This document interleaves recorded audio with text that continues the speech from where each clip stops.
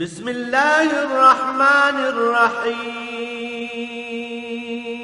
الرحمن علم القرآن.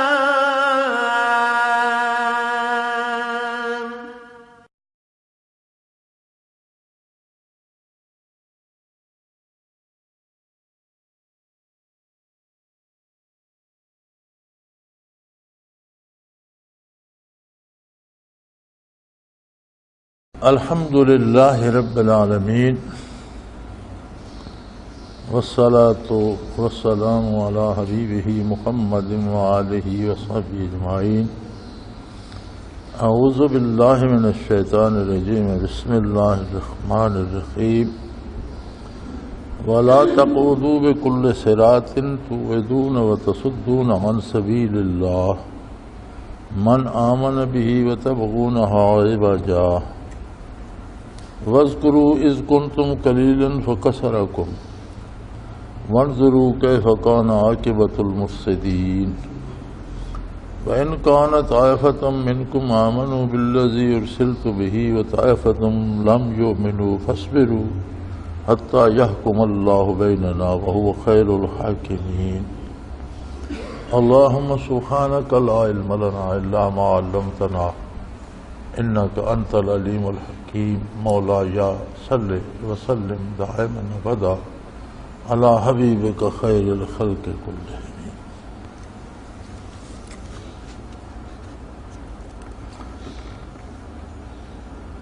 حضرت شعیب علیہ السلام کا واقعہ چل رہا تھا. اسی ضمن میں انہوں نے ارشاد فرماتے ہوئے فرمایا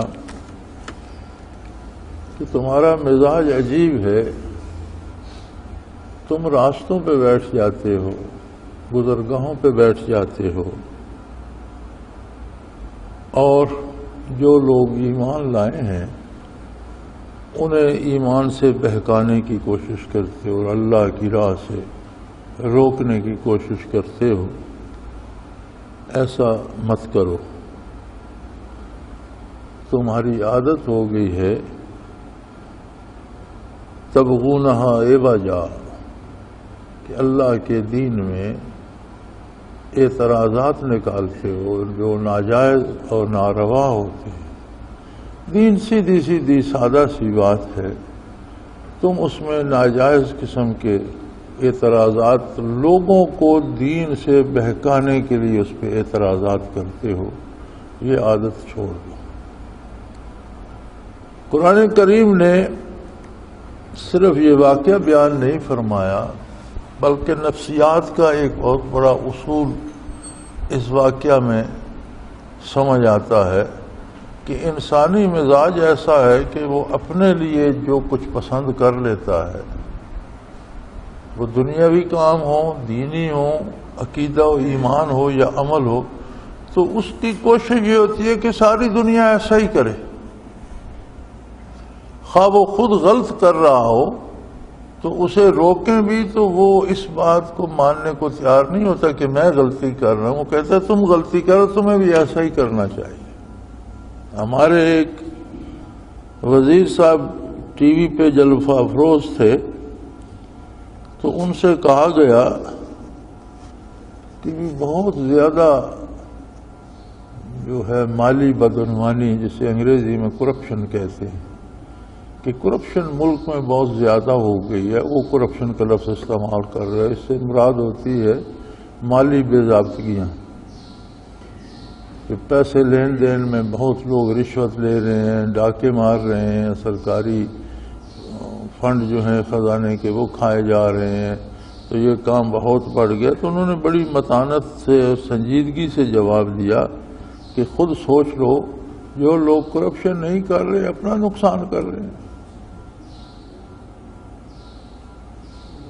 میں نے زندگی میں پہلی بار حکومت کے کسی ذمہ دار شخص کو یہ بات کہتے سنا ہے کہ جو برائی نہیں کر رہے، چوری نہیں کر رہے، رشوت نہیں لے رہے، وہ اپنا نقصان کر رہے ہیں. ہم تو پیسے جمع کر رہے ہیں، ان کے پاس تو کچھ بھی نہیں.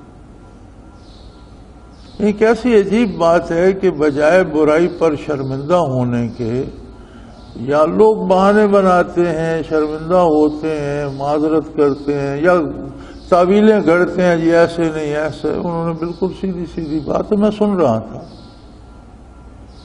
یہ انسانی نفسیات ہے کہ جس برائی میں وہ ملوث ہوتا ہے وہ چاہتا ہے سارے لوگ ایسے ہی ہو جائیں. تو یہ شعیب علیہ السلام کی قوم جو تھی چونکہ کفر میں جو مبتلا تھے تو جو حضرت پر ایمان لے آئے وہ چاہتے تھے کہ ان کو واپس ہمارے ساتھ آ جانا چاہیے. تو وہ یہ کوشش کرتے راستوں میں بیٹھ جاتے جیسے رواج ہوتا ہے ہمارے ہاں دیہات میں رواج ہے لوگ گلیوں پہ بیٹھ کے گپیں لگانا شروع کر دیتے ہیں. پتھر رکھے ہوتے ہیں کچھ اس طرف بیٹھ گئے کچھ اس طرف بیٹھ گئے یا کوئی حجرے دارے بیٹھکیں بنی ہوتی ہیں وہاں وہ عموماً گلیوں پہ ہوتی ہیں وہاں بیٹھ کے پھر ہر آنے جانے والے پر اگر کوئی مسلمان قابو آ گیا تو اس پر الٹے سیدھے اعتراضات اور اسے اللہ کی راہ سے روکنے کی کوشش کہ سب ہمارے ہی جیسے ہو جائیں. تو شعیب علیہ السلام نے فرمایا وَلَا تَقْعُدُوا بِكُلِّ صِرَاطٍ تُوعِدُونَ وَتَصُدُّونَ عَنْ سَبِيلِ اللَّهِ. راستوں پر اس غرض سے مت بیٹھو کہ تم لوگوں کو اللہ کی راہ سے روکو اور اللہ کے دین سے بہکاؤ.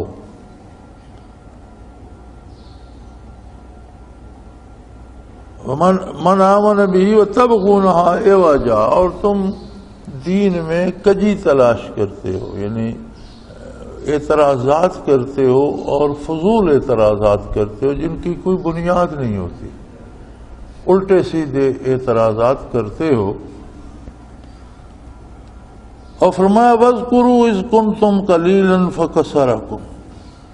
اللہ کے انعام یاد کرو تم ایک چھوٹی سی قوم تھے اس نے تمہیں مال اولاد عطا فرمایا تاکہ تم ایک طاقتور ترین قوم بن گئے. تو یہ جو دو چیزیں ہوتی ہیں مال اور اولاد یہ بھی اللہ کی نعمتیں ہیں اگر انہیں لے کر بندہ بگڑ نہ جائے تکبر میں نہ آ جائے اللہ کی بنائی حدود کے اندر رہے تو یہ اللہ کا بڑا انعام ہے. اور قومیں افراد کے ذریعے طاقتور ہوتی ہیں. ہمارے ہاں تو اب کلیہ الٹ دے گیا ہے نا کہ یہ آبادی بڑھ رہی ہے یہ کھائیں گے کہاں سے. جو پیدا ہوتا ہے اللہ اس کو رزق بھی دیتا ہے جو پیدا فرماتا ہے وہ اسے رزق بھی دیتا ہے. ہر بندہ دنیا میں کھانے کے لیے اگر ایک منہ لاتا ہے تو کمانے کے لیے دو ہاتھ بھی لاتا ہے. اب مغرب کا ایک عجیب مسئلہ بن گیا ہے کہ ان کا خاندانی نظام تباہ ہو گیا ہے. ان کی بچیاں پہلے تو شادی نہیں کرتی اور بغیر شادی کے اولاد لیے پھرتی ہیں اور جو شادی کر لیتی ہیں وہ کہتی ہیں اولاد نہیں ہونی چاہیے جی میرا حسن خراب ہو جاتا ہے میرا جسم بگڑ جاتا ہے مجھ سے بچے نہیں پالے جاتے. اب ان کی مصیبت یہ ہے کہ ان کی عورتیں بچے پیدا کرنے سے گریزاں ہیں. وہ یہ سمجھتے ہیں کہ یہ جوں ان کی مسلمانوں کی آبادی بڑھے گی تو آخر پھیلیں گے باہر نکلیں گے دوسرے ملکوں میں جائیں گے تو یہ تو ہمارے لیے مصیبت کھڑی کر دیں. چنانچہ انہوں نے تو ہمارے ہاں تو پوری وزارتیں اور محکمے بنا دیے کہ بچے پیدا نہیں ہونے چاہیے. یہ بڑی عجیب بات ہے. اسلام نے اس بات سے نہیں روکا کہ کسی خاتون کی صحت اجازت نہیں دیتی تو وہ کوئی عارضی انتظام میڈیکل سائنس والے ایسا کر دیں ہمیشہ کے لیے اسے بانجھ کرنے کی شرعن اجازت نہیں ہے نہ مرد کو نہ عورت کو. لیکن اگر بچہ چھوٹا ہے یا عورت کی صحت ٹھیک نہیں ہے یا کوئی اور اس طرح کا مسئلہ ہے یا وہ بچوں کی پرورش کے لیے سمجھتے ہیں مجبور ہیں تو عارضی انتظام کر سکتے ہیں وقتی طور پر کہ بچے پیدا نہ ہوں. لیکن کل اگر اللہ فراخی دے دے اس کی صحت ٹھیک ہو جائے تو کیوں روکا جائے. تو مال اور اولاد کی کثرت یہ اللہ کا انعام ہے. لوگ اگر زیادہ ہوتے ہیں تو زیادہ کام بھی کرتے ہیں. آپ کو کیا خبر جس بچے کو آپ پیدائش سے روکنا چاہتے ہیں وہ پیدا ہو کر دنیا کا بہت بڑا عالم بن جائے بہت بڑا سائنسدان بن جائے بہت بڑا فلاسفر بن جائے اور زندگی کی کسی شعبے میں بہت بڑا ہو جائے. آپ اسے پیدا ہونے سے پہلے قتل کرنے کی کیوں سوچ رہے ہیں. تو یہاں شعیب علیہ السلام نے فرمایا یاد کرو تم ایک چھوٹی سی قوم تھے، اذ کنتم قلیلا، تم تھوڑے سے لوگ تھے، فکثرکم، اللہ نے تمہیں کثرت سے اولادیں دی، اور جب بندے زیادہ ہوئے تو کمانے والے زیادہ ہو گئے، کام کرنے والے زیادہ ہو گئے، محنت کرنے والے زیادہ ہو گئے، اس کا پھل بھی زیادہ آیا، تو تم دنیا کی ایک طاقتور قوم بن گئے مال اور اولاد کے حساب سے، تو یہ اللہ کا احسان ہے تم پر۔ وانظروا کیف کان عاقبۃ المفسدین، اور دوسری بات یہ ہے کہ یہ بھی دیکھ لو، یہ تو اس کا ایجابی پہلو تھا نا کہ جو فائدے ہوئے، اس کا ایک سلبی پہلو بھی ہے، جب بندہ اللہ کی نافرمانی کرتا ہے تو اس پر عذاب بھی آتا ہے، اور وہ تمہارے سامنے کتنی قومیں، نوح علیہ السلام کی قوم غرق ہوئی، پھر اس کے بعد دیکھ لو عاد، سمود، لوط علیہ السلام کی قوم، فرعون اور آل فرعون، کتنے لوگ تھے جنہوں نے نافرمانی کی، تکبر کیا، اپنی طاقت پہ بڑا گھمنڈ کیا، لیکن کیف کان عاقبۃ المفسدین، جنہوں نے بھی زمین پر فساد مچایا ان کا انجام کیا ہوا یہ بھی دیکھ لو۔ تو اس انجام سے بچنے کی بھی کوشش کرو اور اللہ کریم کا شکر ادا کرو، اور شکر ادا کرنے کا طریقہ یہ ہے کہ اس کی اطاعت کی جائے۔ ہمارے ہاں ایک رواج ہو گیا ہے، ہم بات بات پہ کہتے ہیں میں اللہ کا شکر ادا کرتا ہوں، یا کوئی مشکل بن جاتی ہے تو اٹھتے بیٹھتے توبہ توبہ زبانی کہتے رہتے ہیں۔ یہ شکر اور توبہ کرنے کے کام ہے، کہنے کے نہیں۔ اور سب سے بڑا طریقہ شکر ادا کرنے کا اطاعت ہے کہ آپ اللہ کی اطاعت کریں۔ ابھی مجھے کل ایک ای میل ملی، رات ملی ای میل، یہ میرے لیے دعا کریں کہ میں نمازی ہو جاؤں۔ اچھی بات ہے، دعا کرنا عبادت ہے اور دعا کرنی چاہیے۔ تو میں نے اسے لکھا کہ مجھے یہ بات سمجھاؤ کہ اللہ نے تو آپ کو حکم دیا ہے کہ نماز پڑھو، اب آپ اس کے حکم کے مطابق تو پڑھتے نہیں، تو میں دعا کس سے کروں؟ کوئی اور ہستی بتاؤ جو اللہ سے بڑی ہے کہ میں اس سے دعا کروں تو میں نمازی بنا دے۔ اور اگر اللہ ہی سے دعا کرنی ہے تو وہ تو میرے منہ پہ بھی ماریں گے کہ تو کون ہوتا ہے، جب میں نے اسے کہا ایسا کرو وہ نہیں کرتا، تو کون ہوتا ہے؟ تھوڑا سا سوچیں نا، دعا اچھی بات ہے، دعا عبادت ہے، لیکن ہر بات کا ایک سلیقہ ہوتا ہے۔ دعا کرو اللہ مجھے استقامت دے، اللہ جو میں ٹوٹی پھوٹی پڑھتا ہوں یہ قبول فرما، اللہ مجھے خلوص عطا کر، اللہ مجھے درد دے، پر کچھ کرو تو صحیح۔ اب ایک بندہ نماز ادا ہی نہیں کرتا، وہ کہتے میرے لیے دعا کرو میں نماز پڑھوں، کس سے دعا کریں؟ اللہ سے اگر ہم دعا کریں، میں نے اسے لکھا ہے کہ میں اللہ سے دعا کروں گا تو وہ فرمائے گا کہ میری مخلوق ہے، میرا بندہ ہے، میں نے اسے پیدا کیا ہے، میں اسے ساری نعمتیں دے رہا ہوں، میں نے اسے حکم دیا ہے کہ 5 دفعہ دن میں نماز پڑھو، میرے نبی نے اسے سکھائی ہے، پڑھ کر دکھایا ہے، 1400 سال سے میرے بندے بتاتے چلے، وہ نہیں پڑھتا، تم کہاں کے نمبردار ہو کہ تم بیچ میں آگے اسے نماز پڑھاؤ؟ میں نے زبردستی پڑھانی ہے؟ اگر اس نے زبردستی پڑھانی ہوتی تو کوئی ایک سی شرط لگا دیتا، جو نماز نہیں پڑھے گا اس کی نظر بند ہو جائے گی۔ میں دیکھتا ہوں کون نماز چھوڑتا، جو نماز نہیں پڑھے گا اس کی سانس نہیں چلے گی، تو سارے بھاگ کر نمازیں پڑھ، جو نماز نہیں پڑھے گا اس کو روٹی نہیں ملے گی، جو نماز نہیں پڑھتا وہ پانی نہیں پی سکے گا، کوئی شرط لگا دیتا۔ اس کے حکم سے بندہ خاک سے انسان بنتا ہے، انسان سے مردہ بنتا ہے، قیامت کو پھر کھڑا ہو جائے گا، بیمار اس کے حکم سے ہوتا ہے، صحت اس کے حکم سے ملتی ہے، وہ جو چاہتا ہے کرتا ہے۔ اگر زبردستی پڑھانا ہوتی تو کون انکار کرتا؟ وہ جیسی چاہتا ہے شکل بناتا ہے، جیسا چاہتا ہے قدبت بناتا ہے، جیسا چاہتا ہے شعور بناتا ہے، جیسا چاہتا ہے وقت بناتا ہے۔ تو اگر اس نے زبردستی پڑھا، یہی تو انسانی عظمت ہے کہ انسان کو اللہ نے فہم و شعور بخشا کہ وہ عظمت الہی سے آشنا ہو۔ اور پھر اللہ کا حکم مانے اور اس کی اطاعت کرے۔ اور نماز کیا ہے؟ نماز تو ایک عجیب انعام ہے اللہ کا کہ بندہ خاک نشین غریب فقیر جس کی کوئی بھی نہیں سنتا، وہ وضو کر کے اللہ اکبر کہہ کے ساری خدائی کو چھوڑ کے اپنا حال دل اللہ سے کہنا شروع کر دے، وہ اس کی سنتا ہے، وہ اسے منع نہیں، وہ بلاتا ہے کہ آؤ آؤ میرے پاس آؤ، اپنا دکھ درد بیان کرو، اپنی ضرورتیں بیان کرو، مجھ سے باتیں کرو۔ کتنی بڑی عظمت ہے اس میں۔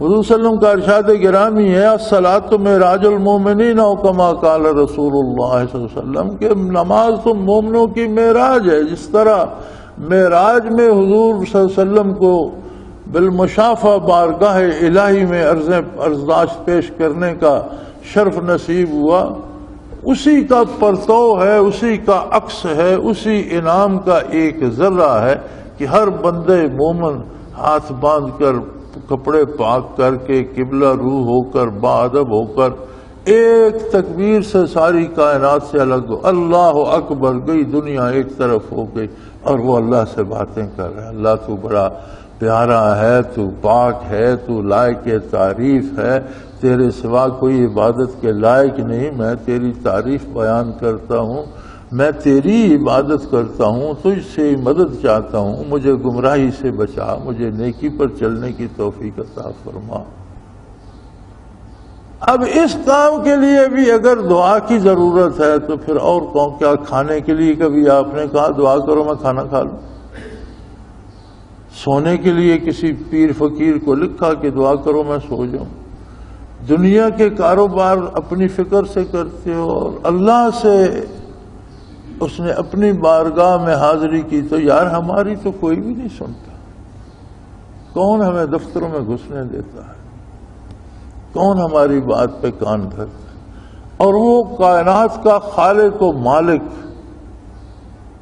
ازلی و ابدی، ہمیشہ کا بادشاہ، ہر چیز کا مالک، وہ میری تیری بھی سنتا ہے، غریب فقیر کی بھی سنتا ہے، جتنا کوئی خستہ حال ہو اس کی زیادہ سنتا ہے۔ کمال ہے، کتنا کرم ہے اس کا۔ تو فرمایا اللہ کا شکر ادا کرو کہ تم تھوڑے تھے، اس نے تمہیں مال اولاد دے کر طاقتور قوم بنا دیا۔ اور دوسرا پہلو بھی دیکھ لو، جنہوں نے نافرمانی کی اور طاقت کے نشے میں آ گئے اور بعض نے اپنی خدائی کا دعویٰ کیا اور بعض نے بت پرستی کی، ان کا انجام کیا ہوا وہ بھی دیکھ لو، کس تباہی سے وہ ہمکنار ہوئی۔ وَإِنْ كَانَتْ طَائِفَةٌ مِّنْكُمْ آمَنُوا بِالَّذِي أُرْسِلْتُ بِهِ وَطَائِفَةٌ لَمْ يُؤْمِنُوا۔ فرمایا یہ ٹھیک ہے، تم دو حصوں میں بٹ گئے ہو۔ کچھ لوگ وہ ہیں اللہ نے مجھے جو پیغام دے کے بھیجا ہے انہوں نے قبول کر لیا، اس پر ایمان لیا۔ ایک جماعت، ایک طائفہ، ایک طبقہ وہ ہے جس نے اس کا انکار کر دیا۔ اب اس سے یہ مراد نہیں کہ جنہوں نے انکار کیا ہے وہ ایمان والوں کو قتل کر دیں، یا جو ایمان لے آئے وہ بندوق اٹھا کر جو ایمان نہیں لائے ان کے پیچھے لگ جائیں، اس کی ضرورت نہیں ہے۔ یہ معاملہ بندے کا اللہ کے ساتھ ہے، اس میں کسی دہشت گردی کی، کسی قتل و غارت کی ضرورت نہیں ہے۔ انبیاء نے بھی یہ فرمایا کہ وما علینا الا البلاغ، ہمارے ذمے پیغام پہنچانا ہے، منوانے کے ہم ٹھیکیدار نہیں ہیں کہ زبردستی منوایا جائے۔ اس بات پہ کسی کو قتل نہیں کیا جائے گا کہ وہ مسلمان کیوں نہیں ہوا، اس کے دوسرے شرعی قاعدے ہیں، اگر کوئی قتل کرتا ہے اس کے بدلے میں قتل ہوگا، یا اگر کوئی ظلم قائم ظلم برپا کرتا ہے تو وہ میں اور آپ اسے قتل نہیں کر سکتے، اس کے لیے حکومتی ادارے، اتھارٹیاں، عدالتیں وہ ہوتے ہیں، وہ جس کو سزا دیں، سزائے موت دیں یا بری کریں، وہ ان کی ذمہ داری ہے، ان کو بھی اللہ کے نزدیک جواب دینا ہے۔ یہ کوئی جواز نہیں کہ یہ شیعہ ہے اس کی مسجد میں بم پھینک دو، یہ ہندو ہے اس کے مندر کو جلا دو، اس کا کوئی جواز نہیں۔ اصول یہ ہے کہ جو ایمان لائے ہیں وہ اپنے نیک انجام کا انتظار کریں، اور جو کافر ہیں، گناہ کر رہے ہیں، ظلم کر رہے ہیں، وہ بھی دیکھیں ان کے ساتھ کیا ہوتا ہے۔ چنانچہ انہوں نے فرمایا کہ بے شک تم میں سے بعض نے اس چیز کو مانا جو مجھے دے کر بھیجا گیا تھا، میں اللہ کا پیغمبر ہوں، میں اللہ کا پیغام لایا۔ بعض لوگوں نے، ایک طبقے نے تم میں سے اسے قبول کر لیا۔ وطائفتم لم یؤمنوا بہ، یؤمنوا، کچھ لوگ ایسے ہیں، ایک طبقہ ایسا ہے جنہوں نے جو ایمان نہیں لائے۔ اب اس کا کیا ہو؟ فرمایا اس کا حل یہ ہے فاصبروا، اپنی اپنی جگہ اپنا کام کرتے رہو اور صبر کرو، ایک دوسرے کو برداشت کرو۔ یہ معاملہ ہر ایک کا رب العالمین کے ساتھ ہے۔ جواب طلبی کا حق اس مالک کو حاصل ہے جس نے سب کچھ دے رکھا۔ جو دیتا کچھ نہیں، وہ جواب کس چیز کا دیتا ہے؟ ایک بندے کی آپ مدد کرتے ہیں یا ادھار دیتے ہیں یا پیسے دیتے ہیں، اس سے تو آپ پوچھ سکتے ہیں کہ بھائی وہ میرے پیسے واپس کیوں نہیں کرتے ہو؟ جس کے ساتھ آپ کا لین دین ہی نہیں ہے اس سے پوچھنے کیوں جائیں گے کہ کیا کر رہے ہو؟ تو مخلوق کو جب پالنا اس کا اپنا کام ہے، جواب بھی وہی لے سکتا ہے۔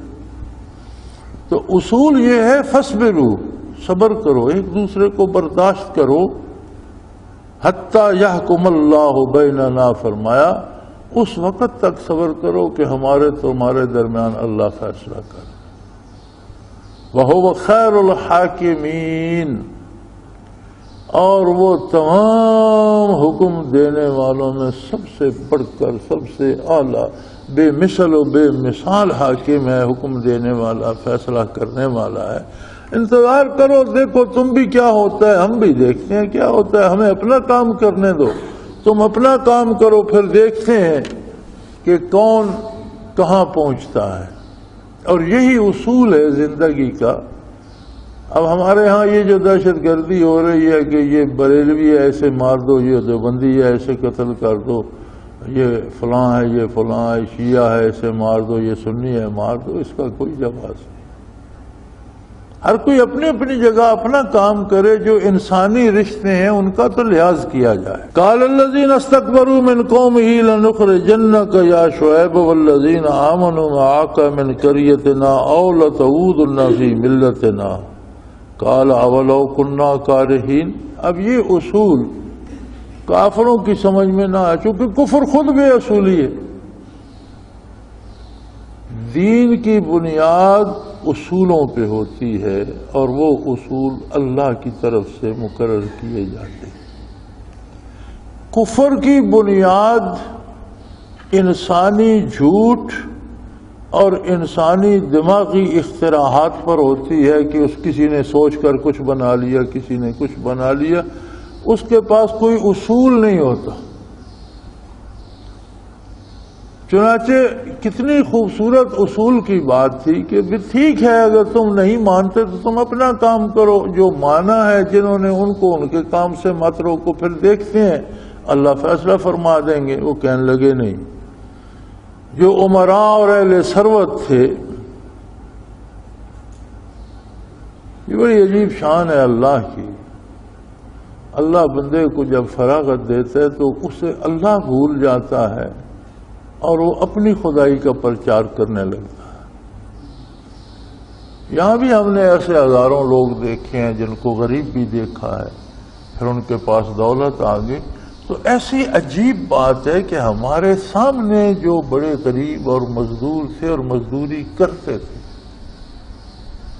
جب دولت مند ہو گئے تو کہتے تھے ہم تو پشتوں سے امیر ہیں، کمال ہے یار، کل ہمارے سامنے تو تم مزدوری کرتے تھے۔ کتنے ایسے لوگ مجھے یاد ہیں جو ہمارے ساتھ مزدوری کرتے تھے، غریب تھے، پھر ان کو اللہ نے دولت دے دی اور بڑی دولت دی، بے پناہ بے شمار دولت دی، ان کے پاس 10 گاڑیاں آ گئیں اور بڑے بڑے مکان بنا لیے محل نما۔ تو جب بات ہوتی تھی کہتے میرا باپ بھی بڑا امیر تھا، میرا دادا بڑے خوبصورت بیل رکھا کرتا تھا، کہاں یار ایک گائے اور ایک گدھی سے ہل چلاتا تھا، اسے تو 2 بیل نصیب بھی نہیں تھے۔ ہمارے سامنے کی باتیں انسان بگڑ جاتا ہے۔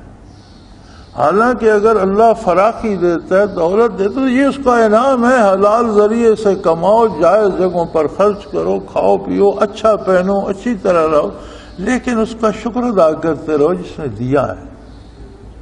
اکڑ مت جاؤ، اپنی خدائی کا دعویٰ نہ کرو۔ لیکن قال الملأ الذین استکبروا، فرمایا جو عمراء اپنی دولت کے نشے میں اکڑ گئے تھے، متکبر ہو گئے تھے، وہ کہ ان کی قوم کے جو لوگ امیر ہو گئے تھے اور ان میں تکبر آ گیا تھا، بڑائی آ گئی تھی، وہ کہنے لگے اے شعیب ہم آپ کو اور جو آپ کے ساتھ ایمان لائے ہیں ان کو اپنے ملک سے، اپنے شہروں سے نکال دیں گے۔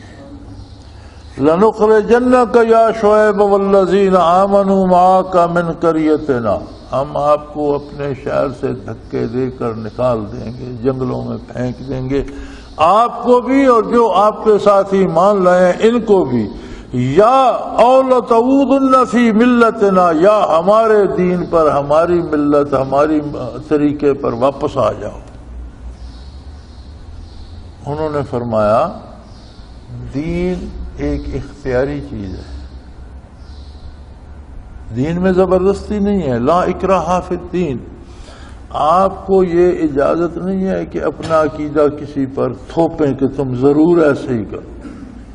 تبلیغ کریں، اپنے عقیدے کی اچھائی بیان کریں، اس میں کوئی خوبی ہے تو لوگوں کو بتائیں، انہیں اچھا لگا تو مان لیں گے، نہیں لگا تو ان کا معاملہ رب کے ساتھ ہے، رب العالمین کے ساتھ ہے۔ انہوں نے فرمایا اولو کارہین، خواہ ہم تمہارے دین کو بالکل پسند نہ کرتے ہیں، اس سے نفرت کرتے ہوں، پھر بھی ہم تمہارے طریقے کو دین سمجھ کے قبول کر لیں، یہ کیسے ممکن؟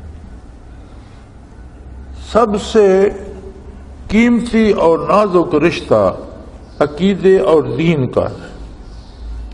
اب ایک بندہ جس بات سے نفرت کرتا ہے اسے اپنا ایمان کیسے بنا سکتا؟ بعض لوگ ایسے بد نصیب ہوتے ہیں کہ انہیں حق سے نفرت ہو جاتی ہے، آپ ان کو مجبور نہیں کر سکتے کہ ضرور کلمہ پڑھو۔ جنہیں دین نصیب ہوتا ہے انہیں باطل سے نفرت ہو جاتی ہے۔ اب انہیں کون مجبور کرے کہ جی تم اللہ کو چھوڑ کر بتوں کو اپنا معبود بنا لو؟ تو ہم تو اس سے نفرت کرتے ہیں، جی جو تمہاری بت پرستی ہے اور تمہارا کفر ہے، ہم تو اس سے نفرت کرتے ہیں، اس سے بیزار ہیں اور اس سے اللہ کی پناہ مانگتے رہتے ہیں۔ تم کہتے ہو اس میں اس مذہب میں آ جاؤ، اس طریقے پر آ جاؤ، یہ کیسے ممکن ہے؟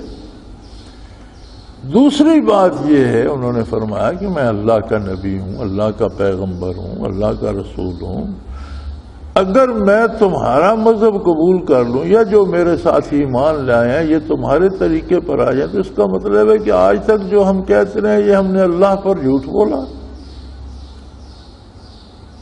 ہم نے جو یہ اعلان کیا کہ میں اللہ کا پیغمبر ہوں، میں نے یہ اعلان کیا کہ اللہ واحد ہے، لا شریک ہے، میں نے یہ بتایا کہ یہ کام کرنے کا، یہ نہیں کرنے کا، یہ کرنے کا کام اس لیے ہے کہ اللہ نے اس کام کو اس طرح کرنے کا حکم دیا ہے، یہ کام مت کرو اس لیے کہ اللہ نے اس سے روکا ہے۔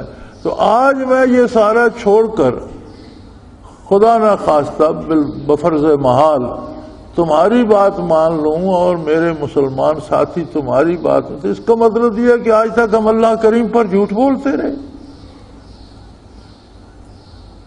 فرمایا قد افترینا علی اللہ کذبا ان عدنا فی ملتکم بعد اذ نجانا اللہ منہا، حالانکہ ہم بھی تمہارے میں، یہ لوگ تمہارے ہی ساتھی تھے، تمہارے ساتھ ہی رہتے تھے، ان کے طریقے بھی وہی تھے جو تمہارے تھے، تو اللہ نے ان کو ہدایت دے دی اور کفر کی مصیبت سے نجات دے دی۔ تو اللہ کے اس احسان کے بعد کہ اس نے ہمیں کفر سے نجات دی، تم یہ توقع رکھتے ہو کہ ہم پھر کفر میں داخل ہو جائیں؟ وَمَا يَكُونُ اللَّهُ أَن نَّعُودَ فِيهَا، ہم سے یہ ممکن نہیں ہے کہ پھر ہم تمہاری اس کفر کی اور گمراہی کی راہ اپنا لیں، تمہارا طریقہ اپنا لیں، یہ ممکن ہی نہیں ہے۔ ما یکون اللہ نعوذ، ہمیں یہ زیب ہی نہیں دیتا کہ ہم اسلام کو چھوڑ کر تمہاری رسومات کو اپنا لیں۔ الا ان یشاء اللہ ربنا، ہاں اللہ کسی خطا پر، کسی گناہ پر، کسی گستاخی پر ہمیں اپنی بارگاہ سے نکال دے اور پھر کفر میں پھینک دے تو وہ تو قاتل۔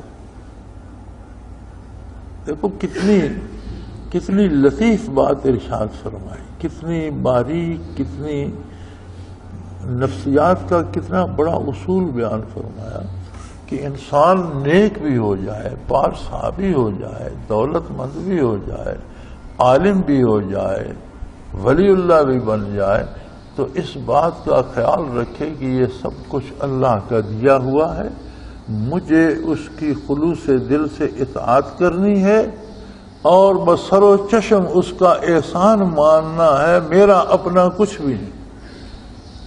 اگر کبھی اس میں خیال میں کوئی گڑبڑ آ گئی اور یہ فخر کرنے لگا یہ سب کچھ میرا ہے، تو وہ اپنا چھین لے گا اور کہے گا جہاں اور کافر پھرتے ہیں تو بھی وہاں چلا جائے ایک اور سے۔ تو انہوں نے فرمایا وَمَا يَكُونُ لَنَا أَن نَّعُودَ فِيهَا، یہ ممکن نہیں ہے کہ ہم تمہارے مذہب پر واپس آ جائیں، یہ ہمیں زیب ہی نہیں دیتا، ہم سے ہو ہی نہیں سکتا۔ ایک بات ہے، ہماری کسی غلطی، کسی کوتاہی، کسی گناہ سے رب العالمین خفا ہو جائے اور وہ ہمیں اپنی بارگاہ سے نکال دے تو پھر ہم بھی تم جیسے ہو جائیں۔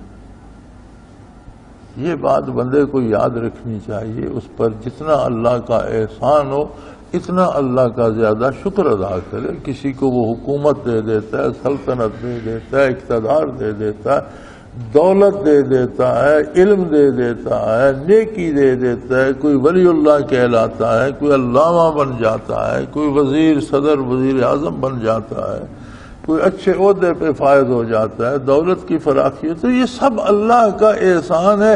جتنا جس پر احسان ہے اسے اتنا زیادہ اللہ کا شکر ادا کرنا چاہیے، ورنہ وہ بے نیاز ہے، کسی کا محتاج نہیں۔ گیا شیطان مارا ایک سجدے کے نہ کرنے سے، گیا شیطان مارا ایک سجدے کے نہ کرنے سے، ہزاروں برس گر سجدے میں سر مارا تو کیا مارا۔ جنوں میں پیدا ہوا، بچپن لڑکپن سے عبادت اور ذکر اذکار شروع کیے، اور اتنے سجدے، اتنی عبادت، اتنا ذکر، اتنی اللہ اللہ کی کہ اللہ نے آسمانوں پر فرشتوں کے ساتھ رہنے کی اجازت دے دی۔ بالآخر جب آدم علیہ السلام کی تخلیق ہوئی اور سجدے کا حکم ہوا تو اکڑ گیا، ایک سجدہ کرنے سے انکار کر دیا۔ ادھر سے ارشاد ہوا میری بارگاہ سے نکل جا، تو ہمیشہ کے لیے مردود۔ اور کتنی عجیب بات ہے کہ تب سے اب تک اور قیامت تک ہر بندہ اسے مردود ہی کہتا ہے۔ جو اس کے مخالف ہیں، جو ایمان لائے، وہ تو کہتے ہیں، جو کافر اور اس کے پیروکار ہیں وہ بھی اسے برائی کہتے ہیں، اسے اچھا کوئی نہیں کہتے۔ ایک کمال کی بات یہ ہے کہ جب اللہ نے اسے مردود قرار دے دیا، لعنتی قرار دے دیا، تو جو اس کی بات مانتے ہیں وہ بھی اس پہ لعنت ہی بھیجتے رہتے ہیں۔ تو فرمایا وہ بے نیاز ہے، اگر ہماری کسی غلطی پہ خفا ہو جائے اور اپنی بارگاہ سے نکال کر تمہارے جیسا کر دے، وہ بات تو ہے الگ، اللہ اس سے پناہ دے، ورنہ ہمارا تمہارے ساتھ متفق ہونا ممکن نہیں۔ وسع ربنا کل شیء علما، ہمارا پروردگار جو ہے اس کا علم بہت وسیع ہے، جو باتیں کوئی نہیں جانتا وہ جانتا ہے، جو ہم سوچتے ہیں وہ جانتا ہے، جو ہم نے آگے چل کے سوچنا ہے وہ بھی وہ جانتا ہے، جس کی ہمیں بھی خبر نہیں اس کی اس کو خبر ہے۔ تو اگر ہماری سوچ میں، ہماری فکر میں، ہمارے کردار میں، ہمارے کام میں کوئی خرابی آ جائے اور وہ خفا ہو کر ہمیں اپنے بارگاہ سے نکال دے تو پھر ہم بھی تمہارے جیسے ہو جائیں گے، ورنہ ہمارا تمہارے ساتھ شامل ہونا ممکن نہیں۔ اور اس لیے کہ اللہ سے تو کوئی شے چھپ نہیں سکتی، ہمارا پروردگار اپنے علم کے اعتبار سے ہر چیز کو محیط ہے۔ لیکن یہ بات یاد رکھو، اللہ توکلنا، ہمارا بھروسہ اسی واحد لا شریک پر ہے۔ ہمارا بھروسہ اپنی پارسائی پر نہیں ہے، ہمارا بھروسہ اپنے علم پر نہیں ہے، ہمارا بھروسہ اپنے مال پر نہیں ہے، ہمارا بھروسہ اپنی اولاد پر نہیں ہے کہ میرے بڑے بازو ہیں مجھے بچا لیں گے، میرے پاس دولت ہے مجھے بچا لے گی، میں بڑا عالم ہوں مجھے بچا لے گا، میرے بڑے مراقبات ہیں مجھے بچا نہیں۔ ہمارا سارا بھروسہ اس وحدہ لا شریک پر۔ جو کچھ ہمارے پاس ہے اس کا عطا کیا ہوا ہے، وہ جب چاہے جس سے چاہے جو چاہے جب چاہے لے لے، اس کا اپنا مال ہے۔ لہذا اللہ توکلنا، ہم اللہ پر بھروسہ کرتے ہیں اور یہ دعا کرتے ہیں کہ اے ہمارے پروردگار، ربنا افتح بیننا و بین قومنا بالحق، اے اللہ، اے رب العالمین، اے ہمارے پروردگار، ہمارے اور ہماری قوم کے درمیان انصاف سے فیصلہ کر دے۔ ہم نہیں کہتے انہیں تباہ کر دے، ہم نہیں کہتے ہمیں بادشاہ بنا دے، جو تیرا انصاف ہے، عدل ہے، حق ہے، وہ فیصلہ کر دے۔ ہم تیرے اطاعت گزار بندے ہیں، ہم تیرا حکم مانتے ہیں، دل خلوص سے دل سے تیری عظمت پہ یقین رکھتے ہیں، اپنی پوری کوشش تیرے حکم کی تعمیل میں کرتے ہیں۔ انسان ہیں، کمی رہ جائے، کوتاہی رہ جائے، تو غفور الرحیم ہے۔ یہ تیرے دین کی مخالفت کر رہے ہیں، تیرے نبی کی مخالفت کر رہے ہیں، تیرے دین کو غلط بتا رہے ہیں، ہم سارا زور لگا رہے ہیں کہ دین حق ہے، یہ ساری قوت لگا رہے ہیں کہ نہیں یہ غلط ہے۔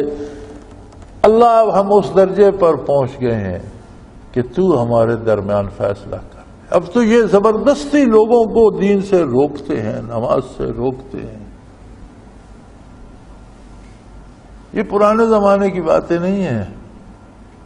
آج آپ کے کتنے محکمے سرکاری ہیں جن میں داڑھی رکھنے پر پابندی لگا دی گئی یا حکم دے دی گیا جو داڑھی رکھتے ہیں وہ داڑھی صاف کرا دیں یا نوکری چھوڑ دیں۔